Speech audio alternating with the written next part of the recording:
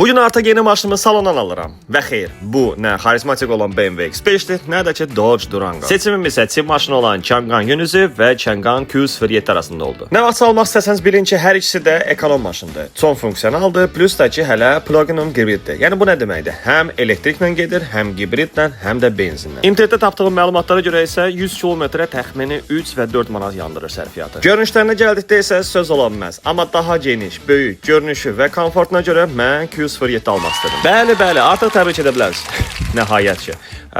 Təbriklərinizi qəbul edirəm. Onu da deyim ki, yeni çıxan qanunlara görə artıq Çin maşınların qiyməti çox qalxıb. Amma sağ olsun Əfqar yoldaş təşkillədi. Elə qiymətə aldım ki, inanın ki, digər salonlara gəzdim, yəni bu qiymətə mənim üçün təklif edən olmadı. Hər ehtimala qarşı nömrəsini aşağıda saxlayıram. Yeni partiya maşınları da gəlir. Çin maşını almaq və ya maraqlanmaq istəsəniz, buyurun, zəng edib ətraflı öyrənə bilərsiniz. Kimin nə sualı olsa, nə maraqlandırsa sualı, buyurun, kommentə yazın. Bu maşın bu da mən çalışacağam, cavablandıracağam.